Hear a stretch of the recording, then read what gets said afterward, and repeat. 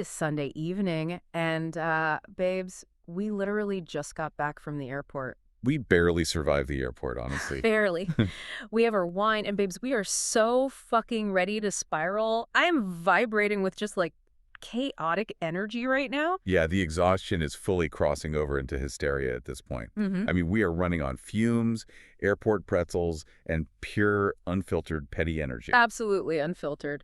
But Snark Squad, we fucking love you. Thank you for being here, for riding this completely unhinged wave with us. Seriously, we love you guys. And babes, do not forget to share this deep dive with a messy friend. You know the one. Oh, everyone have one. Right. The one who texts you in all caps at 2 in the morning about reality TV. Send this to them right now. Make them spiral with us. It's only fair. Exactly. And Snark Squad, I need you all to know that we have our peach bellinis on deck right now. Or, as Drake would say, the peach leanie. Legendary peach leanie. Cheers to the leanie, babes. Cheers!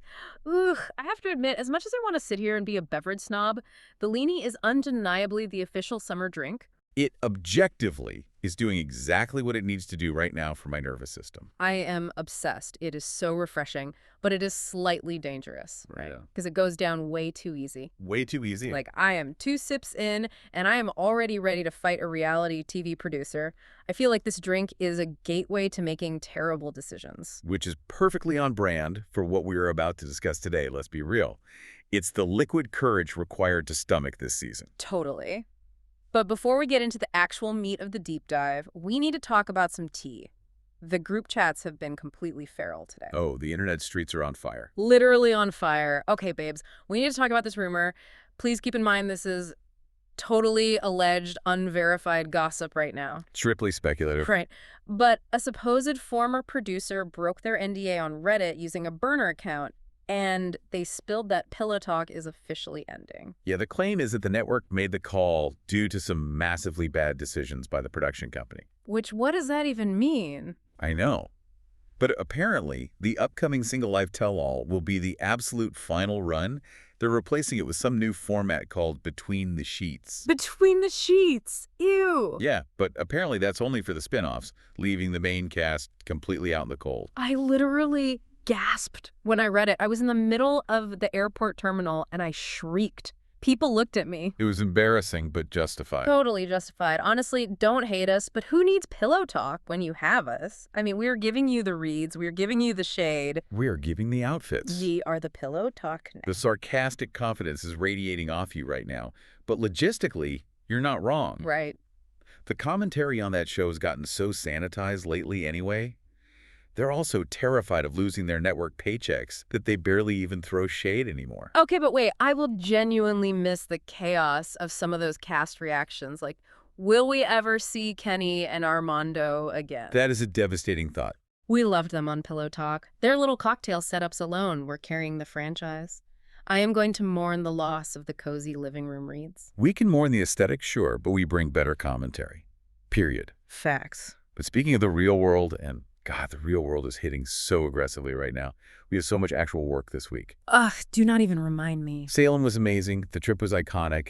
But reality is calling, and she is leaving very demanding voicemails. She is. Back to dentistry, back to staring into people's mouths, back to real life. My soft girl era is officially pending approval because the corporate grind is back. It is brutal. And babes, we need to spiral about this flight back. Delta, what is going on over there? Just like chaotic neutral energy at best. Chaotic neutral is generous. That entire airport experience was a sociological experiment in human suffering. It was. The delays were relentless, the crowds were moving like zombies, and the passenger etiquette, non-existent. Oh my God, the guy with the iPad. There was a man watching an action movie on his iPad at full volume with no headphones in the year 2026. It's pathological. Pathological. Babes, we need to start flying private. I can't do commercial anymore. I support this narrative. I am putting it out into the universe right now. I need a sugar daddy. I am manifesting generational wealth. I need a jet. We need a fleet of jets. Yes. My energy is too precious to be standing in Zone 4 boarding while someone hits me in the back of the knees with a rolling carry-on. I am trying to ground this in reality, but honestly, I'm with you. The commercial aviation system is broken. So broken. And our only logical recourse is to find benefactors with private hangars. It's not a want. It's a mental health necessity at this point. Exactly. But Snark Squad, we actually did something completely iconic on the way home to self-soothe. The only good decision we made all day. We literally made our Uber driver stop at Slutty Vegan on the way back from the airport. Shout out to Pinky Cole.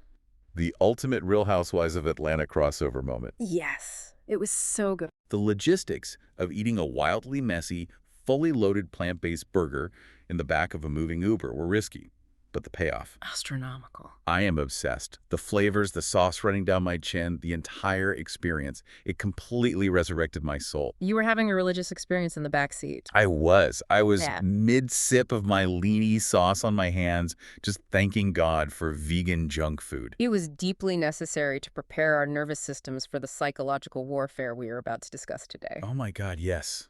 Because we need to get into this 90-day universe right now. What is happening this season? It is unhinged. Today's deep dive centers on the explosive Season 8 Tell-All Part 2 of Before the 90 Days. It aired on May 3, 2026, and it is a masterclass in delusion. It is pure mess. We are avid viewers, we are on the couch every week, and we are dying to tell you what happened. We have a very diverse stack of sources to get the full 360-degree view today. We do. We've got an in-depth recap from YouTube creator Nathan, who has behind-the-scenes ties to the cast. We also looked at an Access Hollywood segment, and of course, a treasure trove of brutally honest Reddit threads where fans dissect every single lie. Every tear, every leaked secret. And Snark Squad, our mission today is clear. Very clear. We're not just recapping drama, we're decoding the psychology, the cultural clashes, and the wild economic ecosystem of reality TV. Separating the scripted storylines from the genuine human messiness. Exactly. So, okay, let's unpack this. We have to start with Lisa and Daniel. We have to.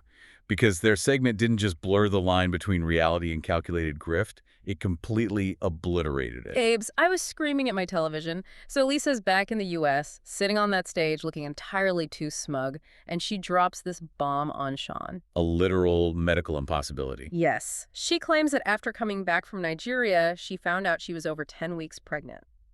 And not just pregnant. Right. She specifically says it was an ectopic pregnancy. So for the Snark Squad who might not have the medical background, let's unpack the mechanics of this claim. Please do, doctor. An ectopic pregnancy is when a fertilized egg implants outside the main cavity of the uterus, typically in a fallopian tube. It is a massive, life-threatening emergency requiring immediate surgery. Immediate. Lisa claims she went to the hospital, had this emergency surgery all by herself, and Daniel was allegedly asleep in Nigeria, ignoring his phone. And she wouldn't even let her adult daughter, Faith, go to the hospital with her. Which is incredibly convenient. Right. She claims she was terrified of Daniel's reaction and wanted to keep it a secret. But, Snark Squad, I am pausing right here. I am calling the police. The internet detectives pull the receipts immediately. Receipts are damning. They are. The online fandom pointed out glaring mechanical flaws in this story. Like basic biology flaws. First of all, Lisa is in her 50s and postmenopausal. But way more importantly, it is deeply established lore in this franchise that Lisa has previously had her tubes tied. And she underwent a partial hysterectomy. Exactly. She functionally does not have the biological hardware to support this claim. She has no uterus. You cannot have an ectopic pregnancy, or any pregnancy, if the entire biological highway has been surgically dismantled. I am unwell. It is structurally impossible. Why would you go on international television and lie about something that can be disproven by a 10th grade biology textbook? Because it's not about biological accuracy. It's about narrative control. True. In psychology, we look at factitious narratives. These are stories people construct entirely to farm sympathy, evade accountability, or paint someone else as the villain. Wow. Yes. When you consider that Reddit users and her own family members have previously accused her of faking cancer to grift money out of her relatives, this all clicks into place. Wait, really faking cancer? That's what the Reddit threads were pulling up. It's a behavioral pattern. A pattern of absolute villainy. She is literally using a fake life-threatening medical emergency to make Daniel look like a negligent monster. And the irony is Daniel doesn't even focus on the medical impossibility of it. Because he's in his own world. Right. His reaction is entirely rooted in his own separate delusion. He claims they are cursed by some figure named Cow, Cal. Who is Cal? I have no idea. Yeah. But he's on stage telling her you cannot serve two masters, insisting they are still traditionally married because they did some cleansing ritual. He is fully trying to use a curse to keep her locked down. It's giving patriarchal manipulation disguised as spiritual tradition. Completely. But Lisa doesn't even care about his curse because she comes locked and loaded with a hard launch. Oh, the hardest of launches. She introduces her brand new Nigerian boyfriend, Ty. Which brings us to our first segment game. Visa or vibes? Oh, yes. Snark Squad, this is the game where we decide if these relationships are based on genuine love and vibes or pure transactional convenience and visa motivations. So let's look at Lisa and Ty. She says Ty was her best friend on social media who comforted her through the Daniel drama. Oh, visa or vibes. This is 1,000,000% visa. Absolutely. It's not even a visa for him, babes. It's a TLC paycheck visa for her. She announces she is moving to Nigeria to legally marry this man she's never physically met. A country with incredibly complex visa bans, mind you. Exactly. And her almost 30-year-old daughter, Faith, gives it a 75% approval rating. Are you kidding me? It's purely transactional. And what's fascinating here is how the audience has evolved to spot these production motivations. The fans aren't buying the tears. They are following the money. Totally following the money. Lisa knows the complex visa process practically guarantees international friction, complex paperwork, and endless drama. Wait, so you think she's playing 4D chess? I think she is just incredibly naive and chaotic. You really think so? I do. Like, look at her. TikTok lives with her daughter, Faith. They are so messy. You're giving her mastermind credit when she is just throwing spaghetti at the wall to see what TLC will film. It's like a magician who is so bad at sleight of hand that you think it must be part of the act. I disagree. I think it's 4D chess, played by someone who is very bad at chess, but understands the fundamental rules of the board. Okay, fair. What happens when the subject of a reality show knows the formula better than the producers? Lisa knows that bringing a new fiancé to the tell-all practically guarantees her a spot on the next season. That is a really good point. She doesn't need to be likable. She just needs to be unignorable. Precisely. But while Lisa's financial motivations seem tied to securing another season, we need to pivot to a couple whose financial disputes highlight a massive cultural divide. Yes. This shifted the entire mood of the reunion from chaotic grifting to genuine emotional distress. Babes, we have to talk about Forrest, Sheena, and Mother Molly. I was physically cringing. We watched a brutal cultural and neurological collision happen in real time. So Forrest is American, Sheena is in the Philippines, Forrest is sitting on the stage, and he actually breaks down in tears. Full breakdown. He's crying because he got a new job as a pharmaceutical tech, making like $780 a week. And he is sobbing that working a 40-hour week leaves him too exhausted to sit on the security cameras and talk to Sheena and his mom all day. And a lot of the internet, including some popular recap channels, were actively mocking him. They were saying, "Welcome to the adult world, Forrest." Which is so mean. It is. Yeah. We need to pause and actually look at the neurodivergent reality here. Forrest has stated he is autistic. He has struggled deeply with employment due to that. Yes. Moving into a rigidly structured, 40-hour capitalist grind is a massive sensory and structural shock for him. We should be extending empathy, not mocking someone for struggling with the crush of modern capitalism. Thank you. I felt so bad for him. Because he is genuinely suffering, and instead of comforting him, his mother Molly decides that this bright, hot soundstage is the perfect venue to conduct a forensic audit of Sheena's bank accounts. Molly's behavior was predatory. Totally predatory.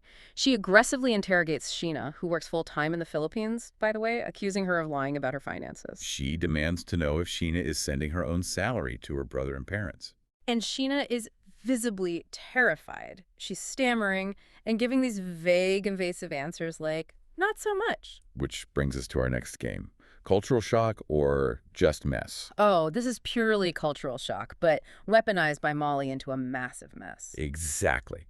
If we connect this to the bigger picture, we are witnessing Western individualism clashing violently with Eastern filial piety. Say that again. In Asian cultures, particularly in the Philippines, it is a deeply ingrained moral duty, an absolute expectation that adult children financially support their parents and extended family. It's just what you do. It is the fundamental social safety net. It is not scamming. Thank you. And Sheena is using her own money, not Forrest's money. She is expected to pay her rent, feed herself, support her family, and somehow save money for a plane ticket to the U.S. Yet she's being treated like a white-collar criminal by an entitled American mother-in-law. It is infuriating. And for the Snark Squad, who might not know the actual legal constraints of a K-1 visa, Break it down for them. when a foreign partner arrives in the U.S. on that visa, they literally cannot legally work for months until their adjustment of status goes through.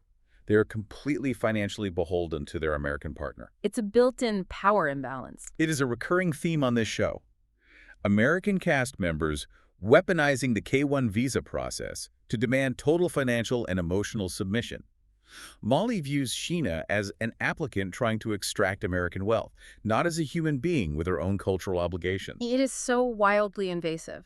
And it gets worse. I know exactly what you're going to say. Molly actually asks Forrest and Sheena on national TV if they did the nookie on their first night in the Philippines. I literally had to look away from the screen. She wanted graphic, sexual details from her son and her future daughter-in-law.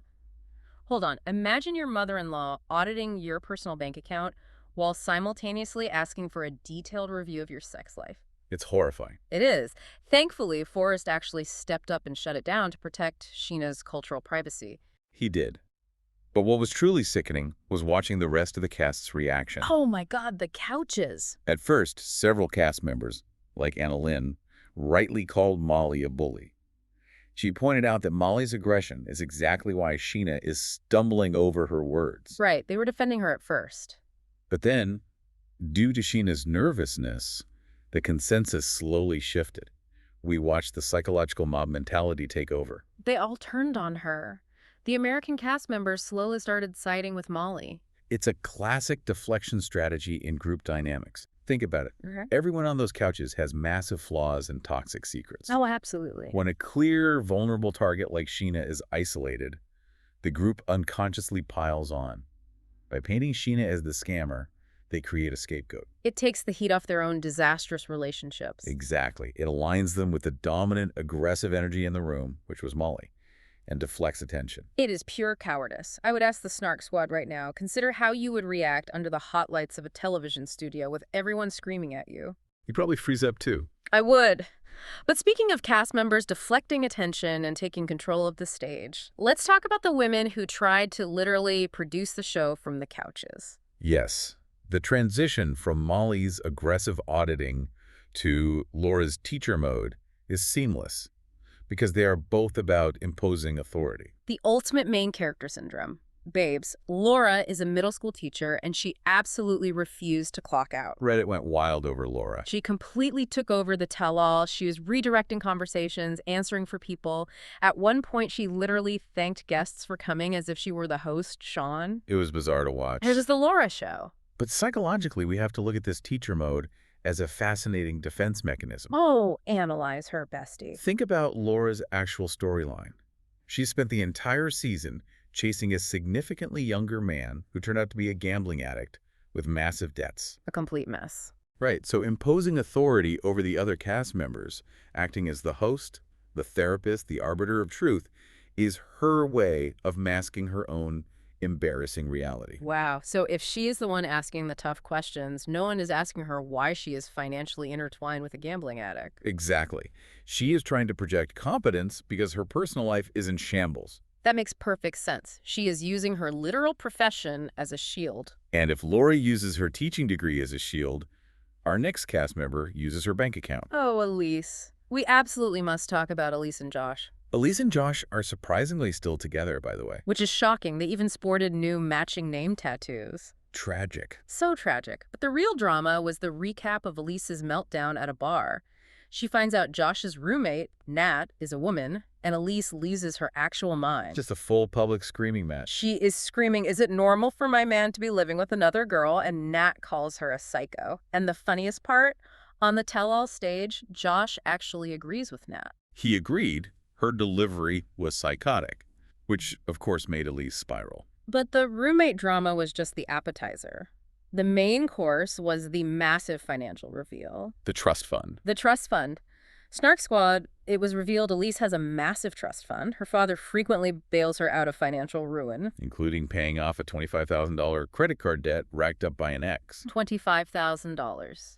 And when Sean asks Elise if she would lose access to this bottomless trust fund if she permanently moved to Australia to be with Josh, Elise completely dodges the question. She just deflected entirely, and then Josh later texted her backstage, "I'm glad you chose your trust fund over me." Okay, this is the perfect moment for our Snark Squad intervention segment. Babes, if Elise was sitting right here with us, drinking a leanie, what would you say to her? I would look her directly in the eye and say, "Elise, your wealth gives you an intense sense of entitlement, but it also makes you a prime target for grifters. Yep. You just broadcasted on international television that you have a safety net that covers $25K ex-boyfriend debts.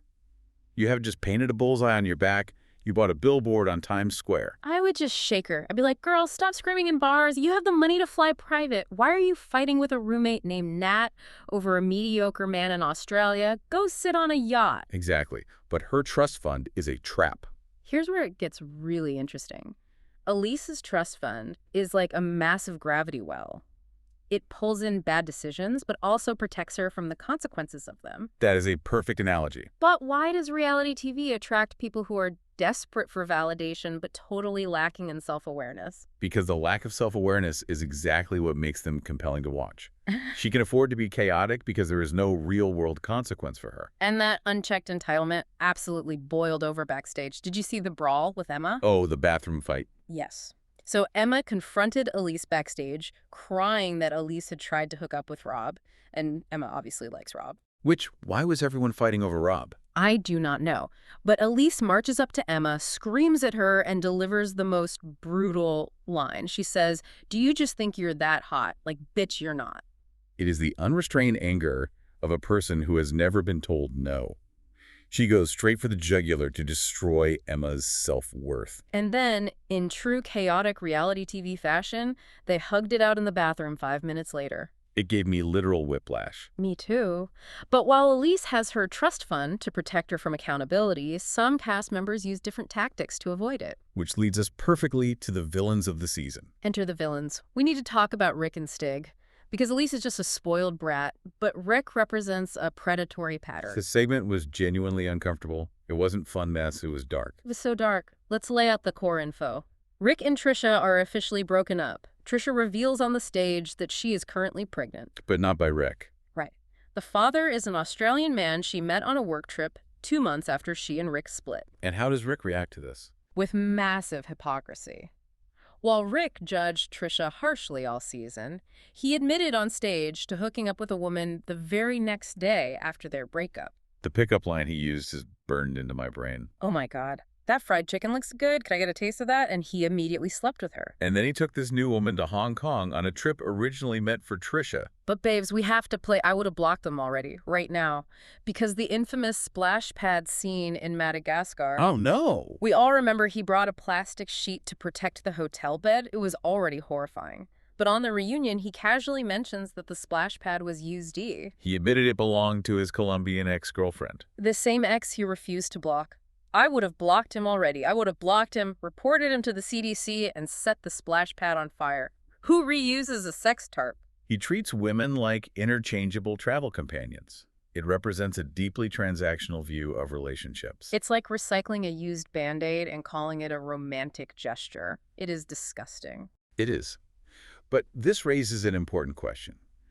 How do audiences consume this behavior versus the cast? Right, because Sean asks the cast who thinks they should get back together, and half the couch raised their hands. Exactly. Why did half the cast support him, while Reddit almost universally condemned him as a predator? Bestie, analyze this for me. How does he avoid taking heat on that stage? He plays the contrarian charmer. Yeah.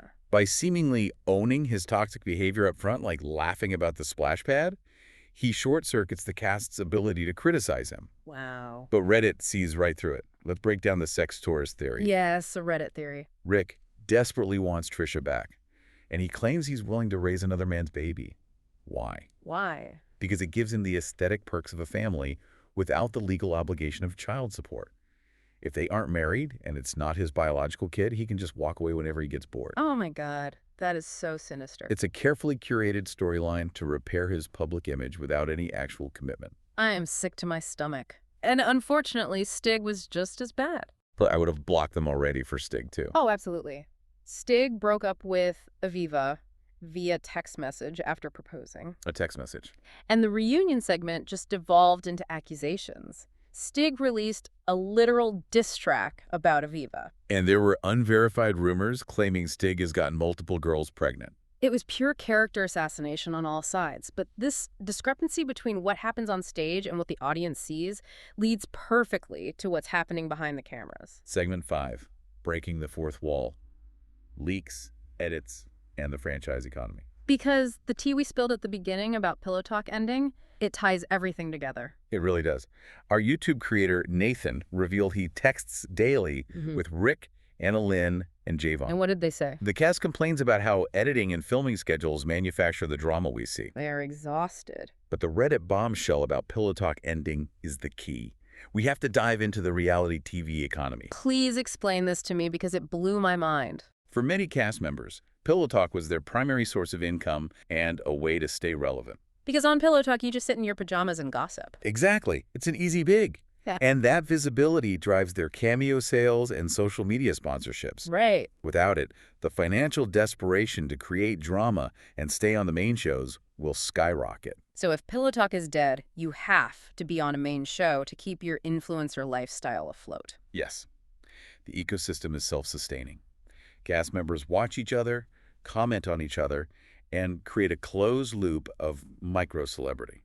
So what does this all mean? It's like a company doing massive layoffs. The employees left behind are going to fight tooth and nail for the remaining promotions. That is exactly what we are watching. It explains Lisa's hard launch of Ty. It totally does. She needs a storyline. It explains Rick's outrageous behavior and Stig's diss tracks. They are fighting for limited screen time. Wow. I ask you, Snark Squad, does knowing the financial states ruin the illusion of this search for love? Yeah, it definitely changes how you watch it. It completely shatters the illusion for me.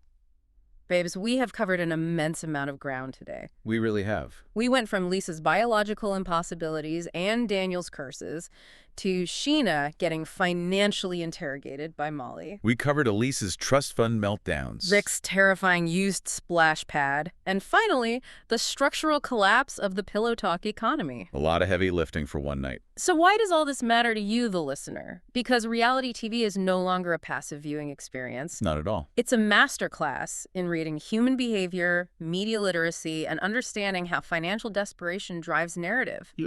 You aren't just watching a show, you're watching real-time psychological case studies. And I want to leave everyone with a final, slightly provocative thought to mull over. Give it to us. If the end of Pillow Talk means cast members lose their safety net, consider this.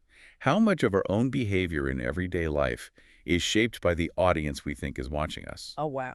If your financial survival depended on being the most chaotic version of yourself, what boundaries would you be willing to cross? That is terrifying. Something to think about. It really is. Well, my brain is officially full, and my real-world obligations are looming. Yes, back to the work week era. Back from Salem, back to reality. But Snark Squad, thank you so much for being here, for supporting us, and for riding the chaos with us tonight. We appreciate every single one of you. Don't forget to like, subscribe, comment, and share with a messy friend. Yes, stay delusional, stay in love with the mess, and we'll see you on the Snark side.